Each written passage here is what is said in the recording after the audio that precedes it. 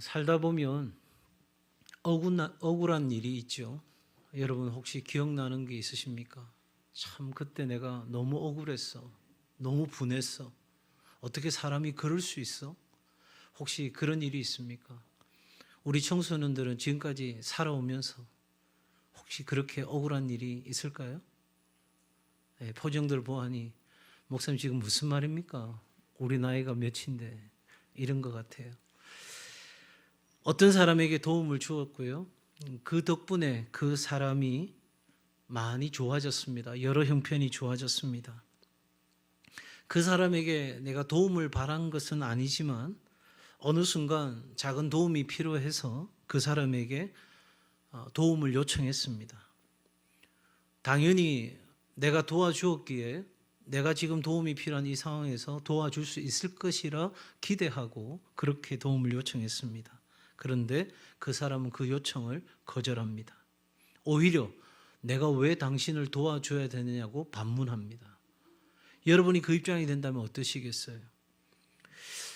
아마 저라도 굉장히 화가 나거나 좀 분해서 어떻게 해야 되나, 정말 내가 지금까지 바보짓하고 산 것 아닌가, 그런 생각이 들 것 같습니다. 성경에 바로 그와 같은 일이 일어났습니다. 오늘 성경에 보면 나발이라고 하는 한 사람이 나옵니다. 우리는 지금 아비가일의 어떤 이야기를 중심적으로 읽었지만 이 전체 내용에 있어서 먼저 나발에 대해서 좀 생각해 보고자 합니다. 이 사람은 갈멜 사람이고 많은 양떼와 염소떼를 소유한 부자입니다. 양털을 깎는다는 소식에 다윗이 사람을 보내어서 도움을 요청했습니다. 양털 깎는 날은 무슨 날이냐? 추수감사절과 같은 날입니다. 그러니까 그날에는 목자의 임금을 계산하고 나그네에게 관용을 베풀어주는 정말 그냥 잔치인 거죠. 누가 와도 밥 한 술 먹여 보내는 것은 전혀 어색하지 않는 그런 날이 바로 양털 깎는 날이었어요. 다윗은 나발에게 자신의 군사들을 먹일 음식을 좀 공급해 주기를 부탁했습니다. 그런데 이거 여러분 공짜로 달라는 것 아니었어요. 실상 다윗과 군사들이 이 나발의 목축을 안전하게 돌봐주고 있었습니다. 이것은요, 나발도 알고 거기 있는 목축을 돌보는 목자들도 다 알고 있는 사실입니다. 그런데 앞서 말씀드린 것처럼 나발은 이 다윗의 요청을 거절합니다. 그것도 부족해서 자존심을 건드리는 언사를 퍼붓습니다. 자, 우리 한번 25장 10절과 11절 말씀을 한번 보시겠습니까? 여러분 가지신 성경 25장 10절과 11절 우리 같이 한번 읽겠습니다. 나발이 시작. 나발이 다윗의 사환들에게 대답하여 이르되 다윗은 누구며 이새의 아들은 누구냐? 요즘에 각기 주인에게서 억지로 떠나는 종이 많도다. 내가 어찌 내 떡과 물과 내 양털 깎는 자를 위하여 잡은 고기를 가져다가 어디서 왔는지도 알지 못하는 자들에게 주겠느냐 한지라. 아멘. 다윗이 누구야? 그 사람 누군데? 야, 다윗이 직접 들었으면 뚜껑이 확 열리지 않았겠어요? 네가 나를 몰라? 너 나한테 그렇게 이야기할 수 있는 거야? 안 되지. 그러면 아마 그 자리에서 사단이 나지 않았을까 싶어요. 나발이 배은망덕한 인격을 갖추었기 때문에 이렇게 반응한 것이 아니라 사실은 모두 다 계산된 행동이었습니다. 지금 대통령과 여당의 대책위원장의 이 상황이 알고 한 거다, 모르고 한 거다, 온통 계산된 일이다, 계산된 일이 아니다, 시끌시끌한 것 같아요. 그런데 나발은요, 철저하게 계산된 겁니다. 왜냐합니까? 나발이 살고 있는 곳 이 갈멜은 사울이 아말렉 사람들로부터 빼앗은 땅입니다. 그러니까 이 갈멜 사람들은 누구에게 충성하는 사람들이냐면 사울에게 충성하는 사람들이에요. 그러니까 다윗은 지금 주군을 배신한 반역자로 보고 있는 거죠. 여기 오늘 지금 나발이 이렇게 이야기하잖아요. 이새의 아들은 누구냐? 요즘에 각기 주인에게서 억지로 떠나는 종이 많도다. 누구 이야기하고 있는 거예요? 다윗을 이야기하고 있는 거죠. 사울의 종이 되어서 우리의 왕을 섬겨야 될 이 다윗이 지금 왕을 떠나? 이건 반역이지. 그렇게 지금 갈멜 사람들은 보고 있고 나발도 그 같은 관점으로 바라보고 있다는 겁니다. 그러니 나발은 상황적으로 다윗을 도울 형편이 아닌 거죠. 어쨌든 이렇게 나발은 신세를 졌고 도움을 받으면서도 단칼에 그리고 마치 비웃기라도 하듯 다윗의 도움을 거절합니다. 자, 그러면 다윗은 어떨까요? 다윗은 나름 나발에게 도움을 요청할 권리가 있다고 말씀드렸습니다. 그 때문에 여러분 다윗은 나발에게 엄청나게 분노합니다. 뚜껑이 열린 거죠. 한번 볼까요? 21절, 22절 우리 같이 한번 보겠습니다. 21절, 22절 다윗이 말합니다. 시작. 다윗이 이미 말하기를 내가 이자의 소유물을 광야에서 지켜 그 모든 것을 하나도 손실이 없게 한 것이 진실로 허사라. 그가 악으로 나의 선을 갚는도다. 내가 그에게 속한 모든 남자 가운데 한 사람이라도 아침까지 남겨두면 하나님은 다윗에게 벌을 내리시고 또 내리시기를 원하노라 하였더라. 아멘. 네. 앞서 우리는 나발의 말을 읽었잖아요. 이젠 다윗의 이야기를 읽어요. 이자가 내가 지금까지 이렇게 선을 베푼 거 이거 다 허사야. 흔히 하는 말로 내가 진짜 이거 바보짓 한 거 아니에요? 내가 가만두지 않겠어. 이렇게 다윗은 이야기합니다. 자, 이 상황에서 나발과 다윗이 부딪히게 되면 어떻게 되죠? 다윗이 말한 대로 나발은 그리고 나발에 속한 모든 남자는 한순간에 멸망당할 것입니다. 그야말로 나발의 인생이 끝나는 거죠. 그러면 다윗은 어떨까요? 원수를 갚았으니까 배은망덕한 인간에게 벌을 줬으니까 정말 신이 날까요? 아니요. 나중에 우리 아비가일이 나타나서 하는 이야기 속에 이 다윗이 만약에 그 분을 참지 못하고 통제하지 못하고 그 분대로 처리했다면 아마도 다윗은 자신의 생애에 크나큰 오점을 남기게 되는 거죠. 그때의 분노를 참지 못하고 살인을 저지른 그 사람으로서 여러분 아마도 그 갈멜 땅의 모든 사람들은 사울을 따라가던 모든 사람들은 다윗을 더 싫어하고 미워하는 정말 정치적으로도 여러 상황적으로도 매우 어려운 위기에 처해질 수도 있는 일이었습니다. 바로 이때 이 일촉즉발의 위기를 넘기게 만든 사람이 누구냐면 아비가일이에요. 정말 지혜로운 한 여성이 나타납니다. 이 아비가일은 누구냐? 바로 나발의 아내입니다.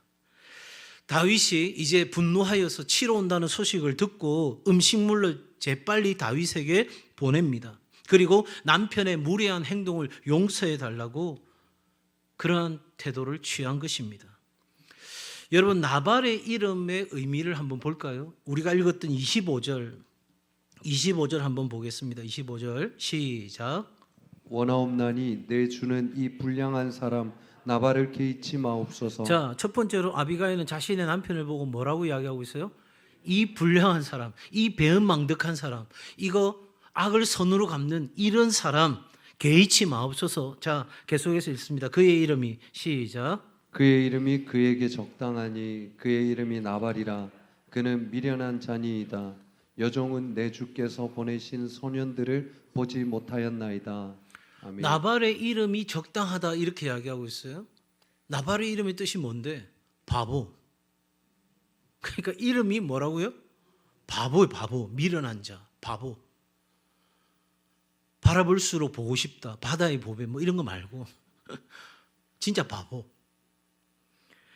부모가 지어준 이름은 아니겠죠. 그죠? 부모가 아이 이름을 얘 바보. 물론 우리나라 사람들은 아이 보고 오래 살아라고 개똥이 뭐 이렇게 짓기도 했지만 이름을 막 지어야 오래 살고 잘 산다 이래가지고 진짜 황당한 일이 많이 벌어져가지고 이름을 바꾸는 분들도 계시는 거 봤어요. 근데 어쨌든 지금 이 나발이라는 이름은 태어날 때부터 부모가 지어줬던 이름이라기보다는 이 나발이 부자이긴 한데 좀 어리석었던 사람 같아요. 지혜롭지 못한 것 같아요. 아이들 하는 말로 속된 말로 좀 띨띨한 것 같아요. 분위기 파악을 못하는 거죠. 지금 이게 다윗의 요청을 거절해야 될 판인지 아니면 다윗의 요청을 지혜롭게 잘 처리해 줘야 되는지 이게 지금 분간을 못하는 그런 사람인 거죠. 아비가일은 바보 같은 남편 때문에 분노하지 말고 너그럽게 봐달라고, 이 배은망덕한 이렇게 볼품없는 불쌍한 이 인간 때문에 열받지 말고, 불량한 이 사람 때문에 화내지 마시고, 그리고 이 바보 같은 사람 때문에 지금 엄청난 실수하지 마시고 좀 참으시라고 부탁합니다. 그리고 이 용서는 자신의 남편과 자신의 가정을 향한 것이기도 하지만 실상 다윗에게 있어서도 이것은 너무너무 중요하다고 이야기하고 있는 거죠. 그게 바로 30절, 31절에 그 내용이 나오고 있습니다. 이 아비가일의 청을 받아들여 가지고 나발의 가정도 다윗 자신도 위기를 넘기는 일이 일어났습니다. 자, 여러분, 여기서 질문 하나 드립니다. 오늘 이 본문에 사람들도 등장하고 하는데 이 이야기 속에 나발과 그의 아내 아비가일과 다윗의 이 삼각관계 안에서의 주인공은 누구일까요? 드라마 이렇게 보셔야 되는 거예요. 저 드라마의 진짜 주인공이 누굴까를 파악해야 되는 거예요. 누굴까요? 나발과 아비가일과 다윗, 이 세 사람의 이 삶의 복잡한 관계 안에서 주인공은 누구일까요? 네. 지금부터 제가 말씀드릴 거니까 잘 들어보세요. 다윗의 상황은 필요와 책임을 느끼는 상황에서 자격 있는 도움을 요청하지만 거절당하고 분노하고 그리고 이제는 징벌하려고 합니다. 자, 나발의 상황은 어떻습니까? 자기 집을 지키고픈 마음에 역적에게 먹을 것을, 반역한 사람에게 먹을 것을 제공한 후에 찾아올 그 위험에 대해서 생각하는 것, 딱 거기까지 멈춘 거예요. 생각이. 그 이상 그 이하도 아닌 거예요. 내가 지금 다윗에게 먹을 것을 주면 사울을 배신한 것이 되고 그 이후에 이것이 발각되면 사울로부터 엄청난 징계가 내한테 내려지겠지. 그러니까 나는 절대 다윗에게 먹을 것을 주면 안 돼. 바보잖아요. 왜? 다윗이 자신을 칠 수 있다는 것은 생각조차도 안 하는 거예요. 자, 아비가일의 상황은 어떻습니까? 다윗의 요청을 만족시키고 집안을 구원하게 됩니다. 집안에 이런 여자가 들어와야 된다. 아무도 아멘을 안 하시네. 적어도 우리 동성애 여성 동지들은 이 아비가일 이상의 지혜로운 여성들인 줄로 믿습니다. 여자가 아멘 하는 거는 좀 이상한데. 농담이고요. 자, 여러분, 만약에 앞서 이야기 드린 것처럼 이 이야기의 주인공이 아비가일, 다윗, 물론 나발이라고 생각하는 사람은 전혀 없겠죠. 만약에 우리가 그런 사람들에게 주목한다면 그 뒤편의 이야기를 우리는 생각해야 합니다. 왜냐하면 그 사람이 이 놀라운 역사의 주인공이라고 생각하는 순간 우리는 뭘 놓치고 있냐면 이들 안에 있는 이기적인 생각들을 놓치고 있어요. 자, 아비가일, 지혜로움 뒤에 숨겨져 있는 것이 뭡니까? 바로 재산과 가문을 지키고자 하는 마음이 아비가일에게 있는 거예요. 생명을 보존해야 되겠다. 남편과 내 가정을 지켜내고 우리 가정의 재산을 지켜내야 되겠다고 하는 아주 원초적인, 본능적인 그러한 마음들이 있는 거죠. 다윗은요, 한 역사를 책임질 사람이 드러내는 복수의 무서운 칼날을 보게 됩니다. 다윗 안에도 인간의 감정이 그대로 있다는 사실을 우리는 알게 됩니다. 하나님의 마음에 합했던 사람, 하나님의 마음을 시원케 하는 사람, 바로 그 사람 안에도 이 분노의 칼날이 숨쉬고 있다는 걸 우리는 확인하게 되죠. 우리는 주인공이 누구일까 해서 이 사람들을 주목했습니다. 그러나 성경은 결코 어떤 인물을 우리 가운데 자랑하거나 드러내고 싶어 하지 않습니다. 결론적으로 말씀드린다면 이 드라마의 주인공은 아비가일도 다윗도 나발도 아닙니다. 바로 하나님께서 이 사람들과의 관계와 상황 가운데 그 삶의 자리에 역사하시고 개입하셨다는 거예요. 한번 볼까요? 여러분 사무엘하 25장 26절부터 32절까지 말씀을 우리 다시 한번 볼 텐데요. 26절 한번 읽어주시겠어요? 26절 다 같이 읽습니다. 시작. 내 주여 여호와께서 살아계심을 두고 맹세하노니 내 주도 살아계시거니와 내 주의 손으로 피를 흘려 친히 보복하시는 일을 여호와께서 막으셨으니 내 주의 원수들과 내 주를 해하려 하는 자들은 나발과 같이 되기를 원하나이다. 아멘. 아멘. 자, 여러분, 이 일을 누가 하셨다고요? 누가 하셨다고 이야기합니까? 여호와께서 막으셨다는 거예요. 내 지혜가 그 일을 막은 것이 아니고 다윗의 그 분노가 식혀져서 그 일이 막아진 것이 아니고 하나님께서 막으셨다. 여러분, 이것은 아비가일의 고백이기도 하지만 다윗의 고백도 마찬가지입니다. 32절 가보겠습니다. 32절 시작. 다윗이 아비가일에게 이르되 오늘 너를 보내어 나를 영접하게 하신 이스라엘의 하나님 여호와를 찬송할지로다. 아멘.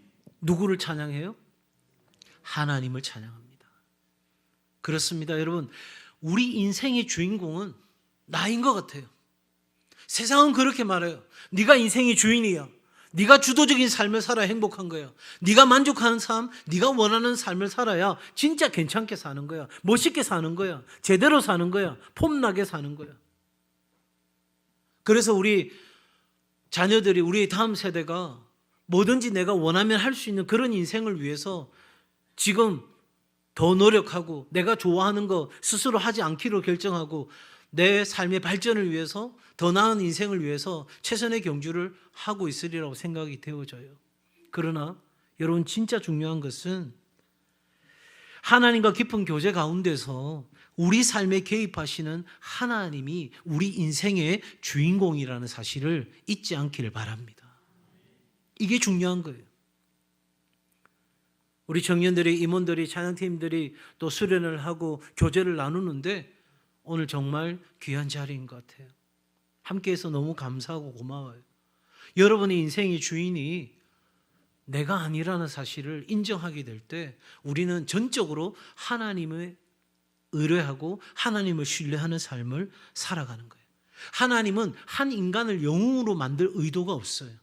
왜냐하면 그렇게 되면 우리는 하나님이 아니라 눈에 보이는 그 영웅에게 집중하는 거예요. 그러니 여러분, 하나님은 어떤 한 사람을, 특정한 한 사람을 슈퍼맨처럼 강력한 힘과 능력을 주어서 그 한 사람에게 집중하는 그런 의도를 우리 가운데 나타내신 적이 없어요. 그렇기 때문에 여러분, 이게 왜 중요한가? 이제부터 제가 말씀을 결론적으로 몇 가지를 말씀드리겠습니다. 하나님은 특정한 사람을 사용하시는 것이 아니라 우리 모두를 선하고 아름답게 하시기 위해 이런저런 상황에서 인물들을 사용하신다 하는 겁니다. 그러니까 어떤 특정한 사람만 사용하는 것, 이런 능력을 갖춘 사람만 사용하는 것이 아니라 우리 각자 한 사람 한 사람, 우리 모두를 하나님 필요하셔서 하나님의 뜻에 맞게 사용하시고, 또한 우리 모두를 다른 사람을 사람 되게 하고 하나님의 역사를 이루는 일을 감당할 수 있도록 하기 위하여 사람들을 이런저런 상황에서 이 모양 저 모양으로 사용하신다 하는 거예요. 평범하기 그지없는 내 인생이에요. 제가 우리 다음 세대들의 생애 설계, 진로 설계를 전문적으로 하는 교육기관을 센터를 오픈했던 이유 중에 하나가 뭐냐면, 학교가 진짜 공부 잘하는 아이들에게 투자를 많이 해요. 학교의 명예를 위해서라도 니네들이 앞서가주면 좋겠다. 또 학교에서 사고뭉치 아이들을 위해서도 여러 가지 많은 서비스들이 제공이 돼요. 너 공부하기 싫어? 그러면 공부하기 싫은 너를 위해 준비한 이런 많은 프로그램이 있어. 얼마든지 한번 해볼래? 지켜내려고 노력해요. 그런데 제일 큰 문제는 뭐냐면 어중이 떠중이들인 거예요. 그래서 제가 전인교육센터를 오픈했을 때 제 목적은 그거였어요. 이 어중이 떠중이들을 모아놓고 조금만 더 나아가면 훨씬 더 괜찮은 삶을 살 수 있을 텐데, 그래서 정말 하나님과 함께하는 행복한 성공, 최고의 삶을 살게 되는 그런 인생들을 위해서 내가 아이들을 도와야 되겠다, 그런 생각하고 열심히 뛴 적이 있습니다. 지금도 마찬가지고요. 어쨌든 나는 볼품없는 사람이고 부족한 사람일지라도 지금 나는 학교 성적이 앞에서보다는 뒤에서 가까운 성적이라 할지라도 내가 하나님 앞에 쓰임받을 수 있다고 하는 분명한 의식이 우리 안에 있어야 돼요. 다만 내가 전적으로 하나님 앞에 쓰임받기를 원하고 하나님이 쓰실 수 있는 사람으로 준비되는 것이 필요한 거예요. 그건 다른 문제예요. 자, 그러기에 우리는 두 번째 생각해야 될 건 뭐냐면 누구나 하나님이 다 쓸 수 있지만 누구나 다 쓰는 것은 아니다 하는 거예요. 그럼 어떤 사람을 쓰시는가? 여러분, 세상은 똑똑한 사람 써요. 세상은 예쁜 사람 써요. 잘생긴 사람 써요. 지금 저희 둘째 아들이 대전 본부에 군악대에 가 있는데 거기에 연예인이 있다는 거예요. 네. 저도 TV에서 본 연예인인데 전화 와서 지네 엄마한테 하는 말이 엄마 진짜 잘생겼어요. 제 속으로 아직은 말은 안 했는데 제 속으로 우리 아들이 더 잘생긴 것 같은데. 여러분, 세상은 똑똑하고 잘생기고 능력 있는 사람을 쓰지만 하나님은 어떤 사람을 쓰시냐면 하나님과 함께하는 사람을 쓰시는 거예요. 그래서 자신의 재능이 내가 하나님으로부터 잠재력을 가졌어요. 사실은 지금 우리 자녀들이 있잖아요. 이 세상에 보석처럼 태어난 존재들이거든요. 그런데 이 아이들에게 온갖 진흙덩이를 다 입혀놓은 거예요. 그래서 뭐 할 수 있냐 물어보면 못해요. 이거 해볼래? 못해요. 이거 해볼래? 안 해요. 못해, 안 해. 이게 자신들이 이야기하는 전부처럼 되어 있는 마치 진흙덩이가 덮여 있는 거예요. 그런데 하나님은 뭘 보시냐면 우리 안에 있는 감추어둔 하나님이 우리 가운데 주신 그 재능, 그 잠재력, 가능성, 하나님이 그거 보고 있거든요. 그래서 하나님과 함께하는 순간 그 모든 진흙덩이가 깨트려지고 내 안에 감추어뒀던 그 빛나는 보석이 툭 튀어오르는 그 순간이 찾아오는 거죠. 여러분, 하나님이 함께 하시지 않는다면 이 다윗의 재능은 무슨 의미가 있겠어요? 무슨 의미가? 하나님이 사용하시지 않는 재능은 은혜로운 삶으로 나아가는데 오히려 걸림돌이 되는 거예요. 여러분, 내 인생의 대안이 많아지면 고난의 길이 더 길어지는 법이거든요. 왜? 잘 포기 안 하거든요. 그래도 내가 할 수 있을 것 같거든요. 조금만 노력하면 그거 해낼 수 있을 것 같거든요. 그때까지도 계속 우리는 내 생각을 못 버리는 거예요. 나 중심적인 삶을 못 버리는 거예요. 내가 하면 될 것 같은데, 내가 조금만 하면 더 될 것 같은데, 그런데 안 되는 거예요. 다른 말로 표현하면요, 되면 안 되는 거예요. 왜냐? 되면 어떤 일이 벌어져요? 하나님 도와주시지 않아도, 하나님 함께 하시지 않아도 내 노력하니까 되더라. 그래서 여러분, 재능 있고 똑똑한 아이들이 예수 믿기 어려운 거예요.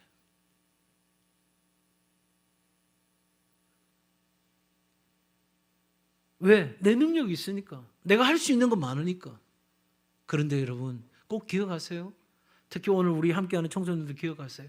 하나님이 함께 하시지 않는 내 삶의 재능은 의미가 없어요. 오히려 내가 하나님과 함께하고 하나님을 의뢰하고 하나님을 신뢰하는데 내가 가진 그 얄팍한 지식과 재능과 능력 그것들은 오히려 하나님 앞에 걸림돌이 될 수 있다는 걸 생각하면서 우리는 철저하게 하나님의 하나님 되심을 인정하는 겸손의 자리에 있어야 하는 거예요. 그러므로 다윗을 다윗되게 한 것은 다윗의 타고난 성품이나 기질 때문이 아니라 누가 그렇게 만드셨습니까? 하나님이 그를 그렇게 만드셨습니다. 믿으시면 아멘.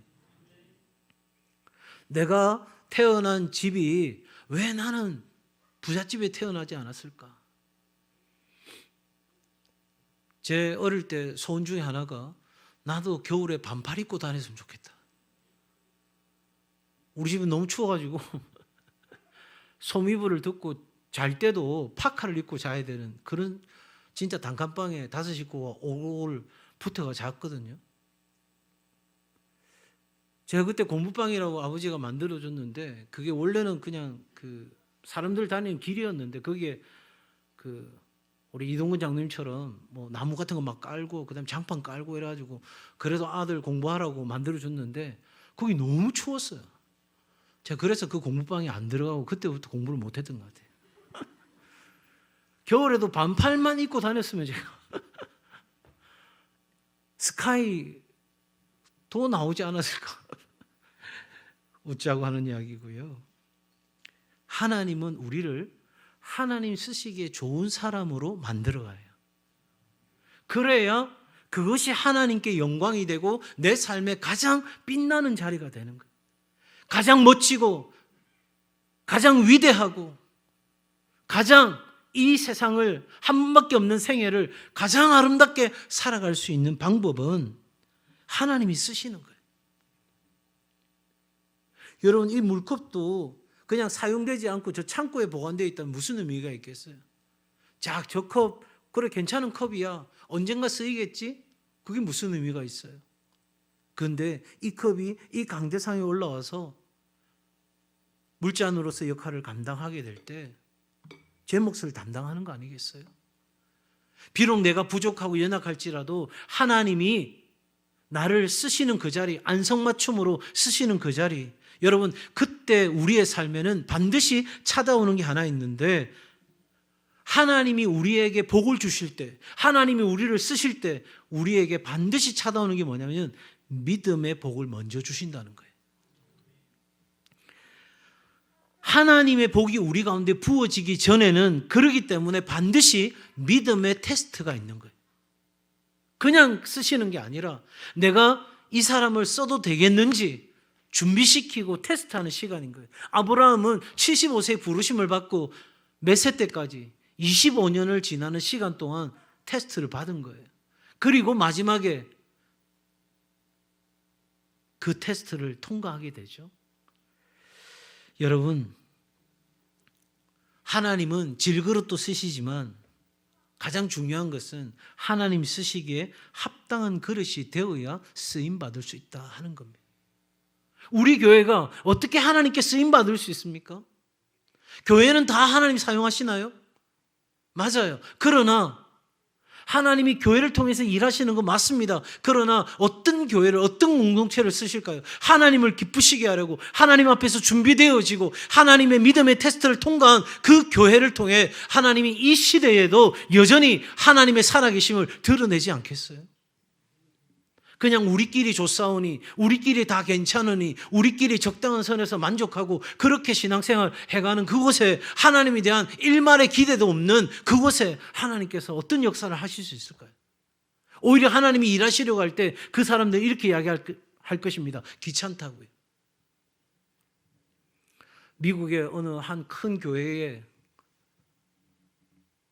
한 분이 새로 등록하려고 이렇게 갔더니 한 5, 6분의 어르신들이 계시는데 우리 교회는 새 가족 안 받습니다 이러더래요. 이유가 뭔지 아세요?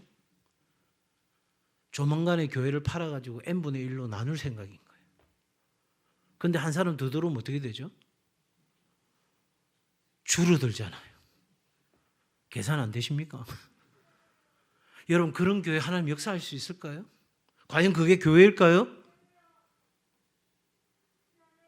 여러분, 우리가 계속적으로 하나님 앞에 쓰임받기 위하여 우리에게 복을 주시기 위하여 하나님이 믿음의 테스트를 우리 가운데 할 때에 그 테스트를 통과하고 하나님 앞에 우리의 믿음을 나타내 보이고 하나님 앞에 쓰임받기를 열망하고 우리는 비록 부족하고 연약하지만 우리는 작고 연약하지만 그러나 하나님이 쓰신다면 얼마든지 쓰임받을 수 있다는 그 사실을 생각하고 우리의 연약한 무릎을 꿇고 우리의 피곤한 손을 들어 주님의 은혜를 구하고 주님과 함께하는 삶을 살고자 할 때 저와 여러분의 인생을, 우리 가정을, 일터를, 주의 공동체를 쓰시는 일이 있게 되는 줄 믿습니다. 그때에 하나님의 영광이 나타나는 거예요. 그러면 다윗은 하나님이 쓰시기 좋은 이런 그릇이 되기 위해서 아무것도 하지 않고 그냥 가만히 있었는가? 어떤 면에서 본다면 아무것도 하지 않았다고 할 수 있습니다. 왜? 하나님이 시작도 하셨고 이루기도 하시고 완성도 하시니까요. 그러나 다윗이 잘하는 게 하나 있었어요. 그건 뭐냐면 말씀의 주인이신 하나님이 말씀의 신실한 종들을 통해 전해오는 하나님의 말씀에 귀를 기울였다 하는 것입니다. 여러분, 다윗은 참 실수가 많은 사람이었어요. 우리가 생각하는 다윗, 정말 위대한 왕 다윗, 그 이면에 뭐가 있어요? 자기가 원하는 여인을 취하려고, 그것도 유부녀를 취하려고 그 유부녀의 남편을 전장터에서 가차없이 죽이는 일을 저질렀던 다윗이에요.